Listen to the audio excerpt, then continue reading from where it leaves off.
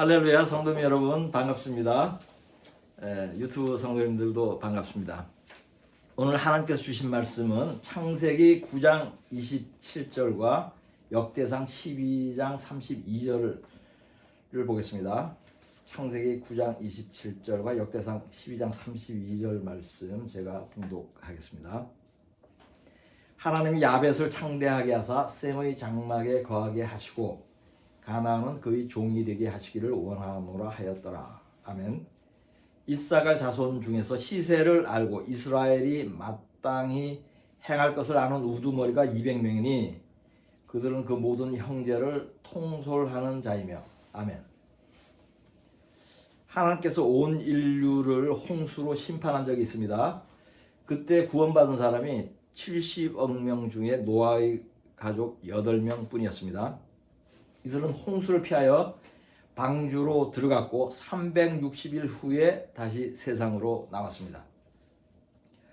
노아가 다시 밟은 땅은 예전과 같지 않았습니다. 더러웠던 땅이 깨끗하게 되었습니다. 왜냐하면 죄를 심판한 후의 땅이기 때문입니다. 노아는 새 땅에서 온 인류의 조상이 되어서 새롭게 인생을 시작하였습니다. 창세기 9장 18절 19절을 보겠습니다. 방주에서 나온 노아의 아들들은 셈과 함과 야벳이며 함은 가나안의 아버지라. 노아의 이 세 아들로부터 사람들이 온 땅에 퍼지니라. 아멘. 이 구절은 노아의 세 아들을 언급하고 있죠. 그리고 이들로부터 사람들이 온 땅에 퍼졌다고 합니다. 그러므로 이 노아의 세 아들도 인류의 조상이 된 것입니다. 세상에는 크게 세 부류의 인종이 있습니다. 그것은 백인, 흑인, 황인종입니다. 인류를 이처럼 세 가지 인종으로 분류한 이것은 성경적인 근거가 있습니다. 그 근거는 바로 노아의 세 아들입니다. 야벳은 백인, 함은 흑인, 셈은 황색인의 조상이 되었습니다. 처음부터 이들의 피부색이 이처럼 확연히 달랐던 것은 아닐 것입니다. 세월이 지나면서 환경과 기후의 영향을 받았거나 하나님의 섭리로 피부색과 모양새가 달라졌을 수도 있습니다. 유럽과 미국의 백인들은 야벳 족속이에요. 아프리카 흑인은 함족입니다. 유대인과 중동인은 셈족이고요. 아시아의 황색인들 중에는 함족과 셈족이 섞여 있다고 합니다. 어떤 전문가의 말에 의하면은 한국인은 셈족이고 중국인은 함족이라고 합니다. 이러한 인종 분류에 대한 기본 지식을 바탕으로 본문 말씀을 다시 보겠습니다. 하나님이 야벳을 창대하게 하사 셈의 장막에 거하게 하시고 가나안은 그의 종이 되게 하시기를 원하노라 하였더라. 아멘. 이 구절에는 궁금한 점이 두 가지 있습니다. 첫째는 창대하게 된 야벳이 왜 자신의 장막에 거하지 않고 셈의 장막에 거하냐는 것입니다. 이상하죠? 자기 집에 살아야지. 둘째로 이 말씀의 의미가 무엇이고 이 말씀이 성취되었냐는 것이에요. 야벳의 후손인 백인들은 이미 2000년 전부터 문화 경제적으로 가장 번창하였습니다. 그리고 현재도 그렇죠. 그러므로 야벳이 창대하게 된다는 예언은 성취된 것을 우리가 쉽게 알 수 있습니다. 그렇다면 야벳이 셈의 장막에 거하게 된다는 말씀의 의미는 무엇이겠습니까? 이 의미를 알기 위하여는 우선 미국과 이스라엘의 근대 역사를 분석할 필요가 있습니다. 현재 이스라엘 민족의 인구는 모두 1,500만 명이에요. 그 중에 이스라엘에 거주하는 사람이 700만 명, 미국에 거주하는 사람이 700만 명, 그 외에 세계 여러 나라에 흩어져 있는 사람이 약 100만 명 정도 됩니다. 유대인들이 이처럼 미국에 유난히 많이 살게 된 배경을 살펴보겠습니다. 아메리카 대륙은 엄청나게 큰 땅임에도 인류 역사 이래 5,500년 동안이나 문명 세계에 발견되지 않았습니다. 아메리카 대륙이 발견된 것은 불과 530년 전이에요. 아메리카를 처음 발견한 사람은 콜럼버스입니다. 콜럼버스는 이태리계 유대인이에요. 1492년에 스페인 왕의 후원을 받아서 새로운 무역 항로를 발견하려고 항해를 하였습니다. 10년에 걸쳐서 4차례 항해를 하였어요. 콜럼버스가 첫 항해를 시작하던 같은 날 스페인에 거주하던 모든 유대인들이 배에 태워져 추방을 당했습니다.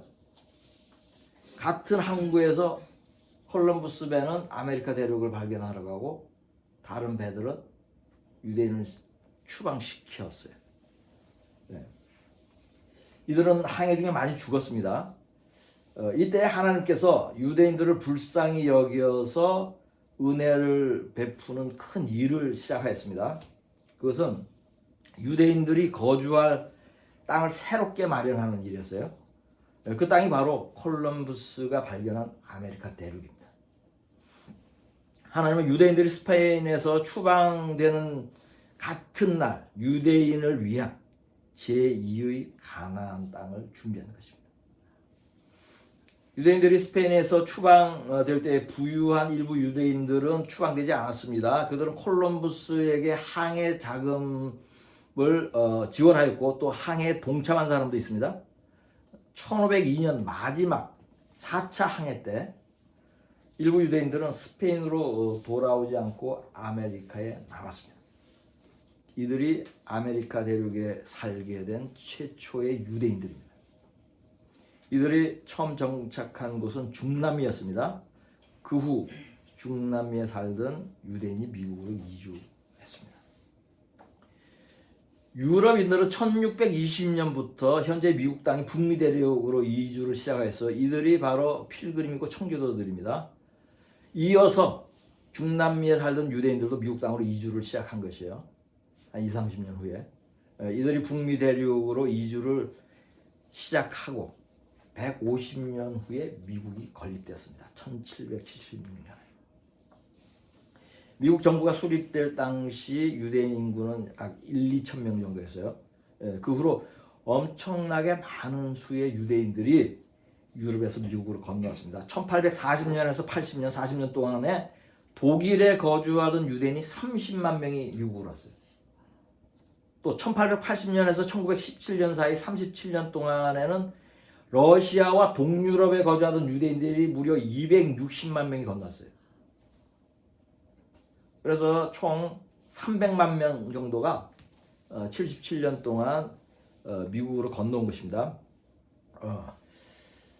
이들이 유럽과 러시아에 살고 미국으로 건너오지 않았으면 어떤 일이 있었는 줄 아세요? 이들과 이들 후손들이 독일 나치와 러시아의 스탈린에게 모두 죽임당했어요. 그런 사건이 있기 전 한 70년 동안 하나님이 이들을 미국으로 이주시킨 거예요. 이들을 미리 미국 땅으로 오게 하여 구원하신 분은 하나님이십니다. 이때를 위하여 미국 땅을 예비하고 미국이라는 나라를 건국하고 미국을 창대하게 만들어 놓은 것이죠. 아메리카 대륙을 발견한 크리스토프 콜럼버스는 이태리계 유대인입니다. 최초로 아메리카 대륙에 거주를 시작한 사람들도 유럽계 유대인들이었어요. 유대인이 발견하고 유대인이 최초로 이주하여 살았다면 그 땅은 유대인의 것이죠. 물론 그 전에 인디언들이 살았지만은 그들은 원래 있던 토속 부족들이었어요.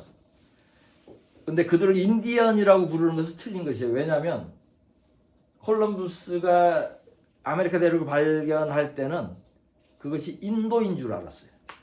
그래서 인디안이라고 부른 거예요. 근데 콜럼버스는 죽을 때까지 그게 인도인 줄 알고 죽었어요. 그래서 인도인들은 스스로를 인디안이라고 말하지 않습니다. 그때 인도인들이 꽤 살았어요. 남미에 900만 명, 중미에 한 300만 명, 북미, 그러니까 지금 미국에 한 100만 명 살았대요. 그러니까 날씨가 추우니까 위로 올라갈수록 그래서 좀 적은 수만 살았던 것 같아요. 그럼에도 불구하고 그것이 하나님께서 인디안 땅으로 주신 것은 아니죠. 유대인을 위해서 예비하였고 유대인을 위한 땅으로 주신 것입니다. 그러므로 유대인 인구의 거의 절반이 아직도 미국에 거주하는 것이에요. 700만 명이나. 하나님은 미국 땅을 유대인의 거처로 계획해서 수천 년간 감추어뒀어요. 그런데 불과 500년 전에 이 땅을 발견하게 하시고 야벳의 후손인 유럽 백인들이 와서 부강하게 된 것이에요. 이것이 야벳을 창대하게 해서 셈의 장막에 거한다는 말씀의 의미입니다. 이해가 됐습니까?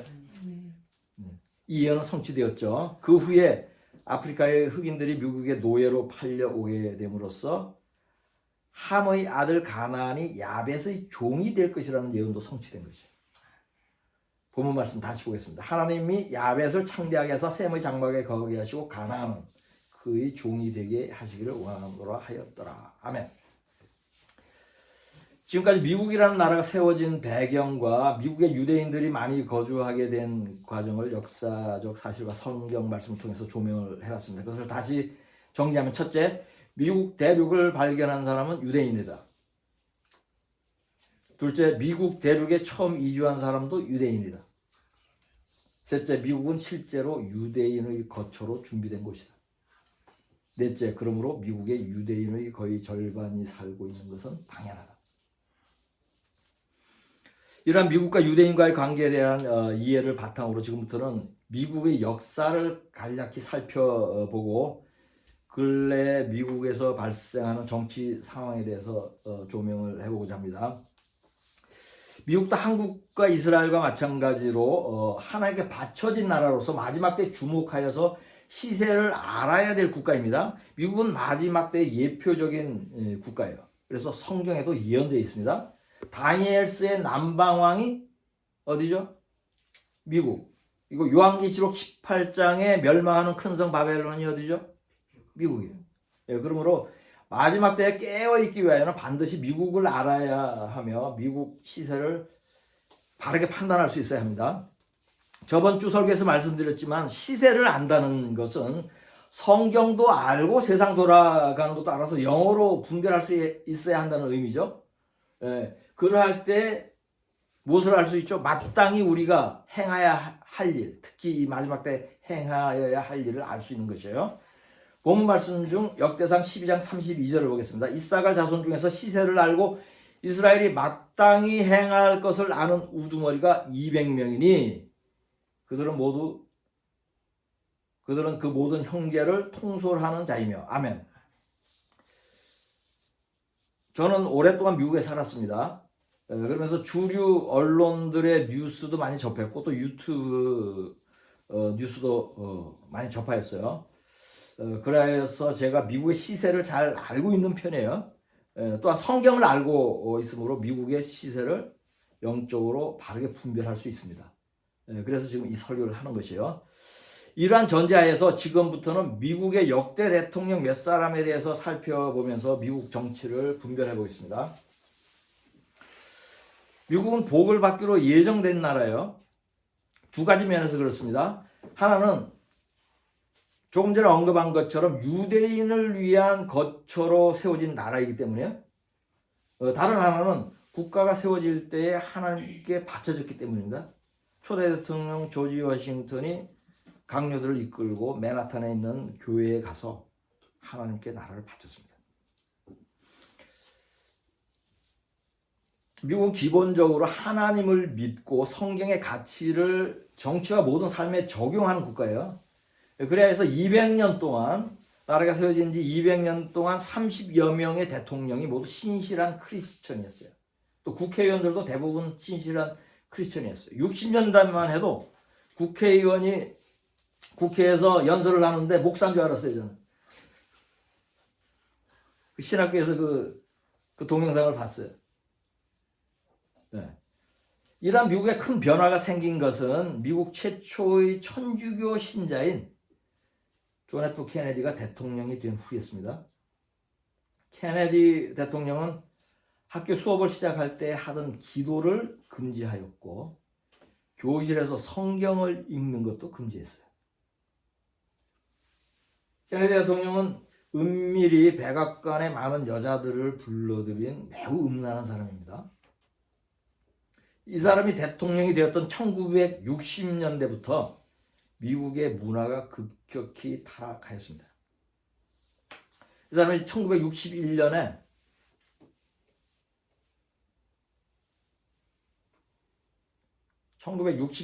대통령이 됐는데 1963년에 죽었어요. 1961년에 이 사람 나이가 44살. 근데 우연의 일치라고 보기엔 좀 재미가 있는데 박정희 대통령도 1961년에 44살에 대통령이 되었습니다.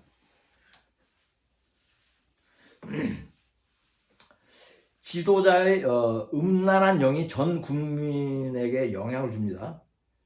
술과 마약과 록뮤직과 성적 타락의 히피 문화가 이때 시작됐어요. 히피 문화라는 말 들어봤죠? 히피 문화는 미국뿐 아니라 전 세계에 급속도로 퍼져나가서 온 세상의 청년들을 타락시켰습니다. 이것이 바로 1970년대 한국에 들어온 생맥주, 통기타, 록뮤직, 그거예요. 되게 빠른 속도로 들어왔죠. 케네디 대통령은 암살당하였고 그의 친동생도 법무부 장관이었는데 암살당했습니다. 아들 부부도 비행기 사고로 죽었어요. 그래요 케네디가의 저주라는 말이 생겨났습니다. 그럼에도 불구하고 많은 사람들이 케네디 대통령을 좋게 여겨요. 미국에서도 그렇고 한국에서도 그렇고. 그러나 하나님 보시기에는 그는 성경과 기도를 학교에서 금지시킨 매우 악한 자였습니다. 여러분이 지금까지 케네디 대통령을 좋게 여겼다면 그것은 영분별을 바르게 하지 못한 것입니다. 어떻게 여겼었어요? 시세를 알지 못한 것이. 케네디 대통령 이후로 미국의 문화와 사회가 계속 타락하였습니다. 그렇게 쭉 이어오다가 레이건 대통령이 세워지기 전까지 한 20년 동안 신실하고 능력 있는 대통령이 없었어요. 그런데 1981년에서 88년까지 미국을 통치했던 레이건 대통령은 다른 국가 정상들의 만남에서도 전도를 할 정도로 믿음이 좋은 사람이에요. 그는 소련의 고르바초프 서기장과 협력해서 소련 연방을 해체하는 근대사의 가장 위대한 정치적 업적을 남겼습니다. 고르바초프도 믿는 사람이었어요. 레이건이 전도하려고 물어보니까 자기가 믿는다 그러더래요. 하나님은 이 신실한 두 사람의 지도자가 협력하여 선을 이루게 하였습니다. 독재 정권에 시달리던 그 동유럽의 많은 국가들이 해방된 것이죠. 2008년에서 2015년까지 대통령이었던 오바마는 크리스천인 것처럼 사람들을 속였지만 실제는 무슬림이었습니다. 이 사람은 미국 역사의 수치입니다. 하나님께 바쳐진 나라에 어떻게 기독교를 가장 적대시하는 그 무슬림이 대통령으로 세워질 수 있겠습니까? 상상이 가지 않는 일이죠. 영을 분별하지 못하는 미국의 타락한 세대가 그가 기독교인인 줄 알고 선출한 것입니다. 그러나 두 번째 선거에서는 그가 무슬림인 사실이 드러났음에도 선출을 다시 하였어요. 하나님은 악한 미국의 세대에게 화를 내리려고 그대로 버려둔 것으로 여겨집니다. 이 자가 미국에 행한 악한 짓은 너무 많아 다 셀 수가 없습니다. 그것은 그 중에 몇 가지를 보겠습니다. 그는 케냐에서 출생했어요. 외국에서 출생한 자는 대통령 자격이 없어요. 법적으로. 그럼에도 미국에서 태어난 것으로 신분을 세탁했습니다. 동성 연애자인 것도 속였고 상습적으로 마약을 사용하던 자였어요. 동성 결혼을 연방법으로 제정하였습니다. 중동의 테러 단체인 아이시스를 도왔습니다. 테러 단체인 무슬림 형제단에 속한 자를 백악관의 직원으로 채용했습니다. 전 세계에 테러를 수출하는 악의 축인 이란에 수조 원을 현금으로 갖다 주었습니다. 메리 크리스마스라는 말을 사용하지 못하게 했습니다. God bless America라는 말을 한 적이 한 번도 없습니다. 대학교 때 만난 동성연애 파트너였던 마이클과 결혼하였습니다. 마이클은 그의 부인 미셸이 남자였을 때의 이름입니다. 살펴본 대로 오바마는 하나님이 싫어하는 온갖 가증한 일만 골라서 행한 자입니다. 여기서 다시 여러분에게 질문을 하겠습니다. 여러분은 오바마를 좋게 여기지 않았습니까? 제 설교를 쭉 들었던 분들은 그렇게 여기지 않았을 거예요. 근데 보통의 사람들은 대부분 좋게 여깁니다. 저희 혈육 중에도 좋게 여기는 사람이 있더라고요. 미국에 사는데. 좋게 여겼다면, 오바마를 좋게 여겼다면 여러분은 언론에 속은 것이고 시세를 분별하지 못한 것입니다. 2016년에 이 마귀는 백악관을 떠나고 트럼프가 대통령이 되었습니다.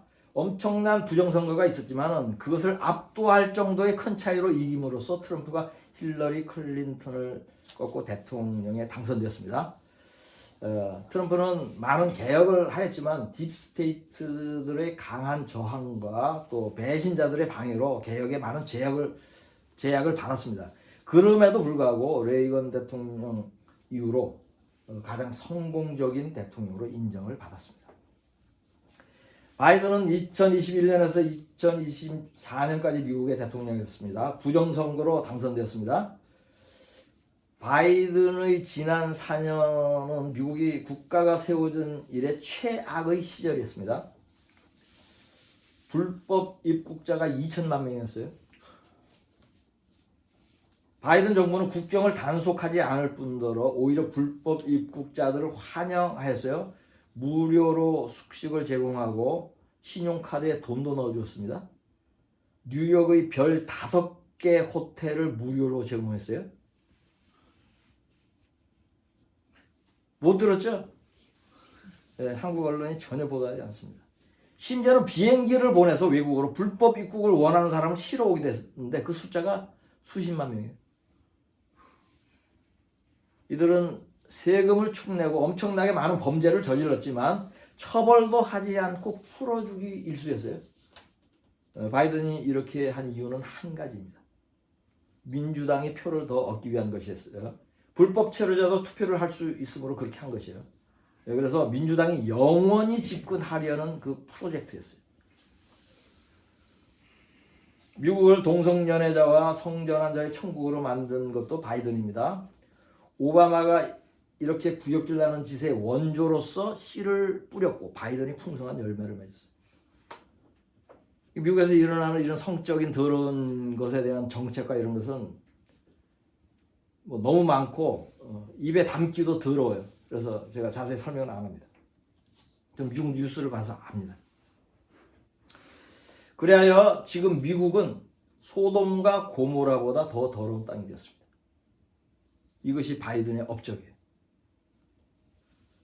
2025년부터 두 번째 임기를 시작한 트럼프 대통령은 첫 임기 때의 트럼프와는 전혀 달랐습니다. 하나님은 트럼프를 한번 낙선시키고 다시 대통령으로 세우면서 트럼프를 새롭게 빚었습니다. 4년간 엄청나게 고생하게 했어요.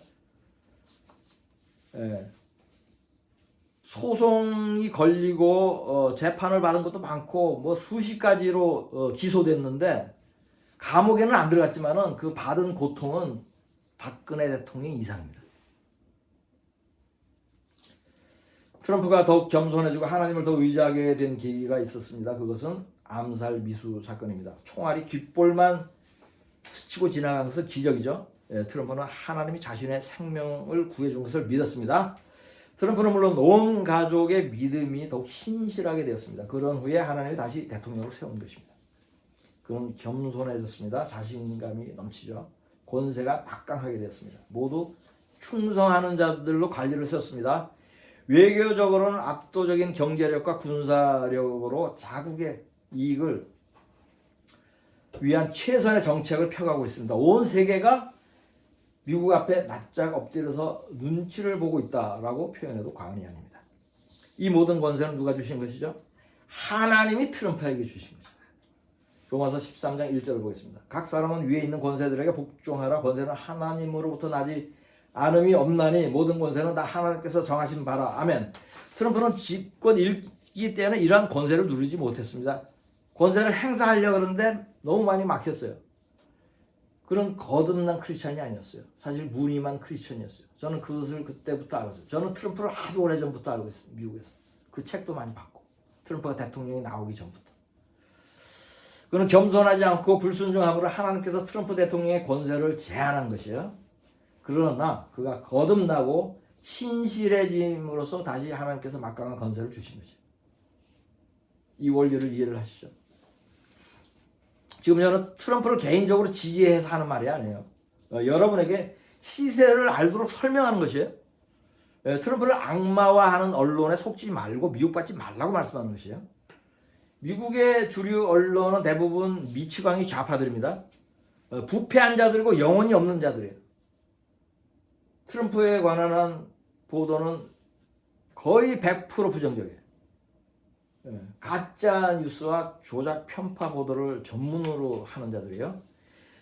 그럼에도 한국 언론은 그러한 뉴스를 검증도 하지 않고 그대로 방송합니다. 그래야 대부분의 한국인들이 트럼프를 부정적으로 평가하고 있어요. 그리고 어떤 사람 미쳤다 그러더라고요. 미친 것은 트럼프가 아니고 언론입니다. 여러분이 트럼프를 악한 자라고 생각하였다면 시세를 모르는 것이에요. 미국 정치를 바르게 분별하지 못하고 있는 것입니다. 트럼프의 권세를 위임받아서 큰 일을 하는 사람이 있습니다. 테슬라 자동차와 스페이스X의 창업주인 일론 머스크입니다. 트럼프는 일론 머스크를 정부 효율부라는 부서를 새로 만들어서 수장으로 임명하였어요. 정부 효율부는 정부 규모를 축소하고 정부의 예산을 효율적으로 하도록 하는 그러한 부서로 목적으로 부서를 만든 것이에요. 이곳에서 찾아내고 있는 예산 낭비는 상상을 초월합니다. 생존하지 않는 것으로 추정되는 120살 넘은 사람 수백만 명이 정부 연금을 받아가요. 그 중에는 200살 넘은 사람도 있고 300살 넘은 사람도 있어요. 미국 나이보다 더 늙었어. 미국 나이는 250년이에요.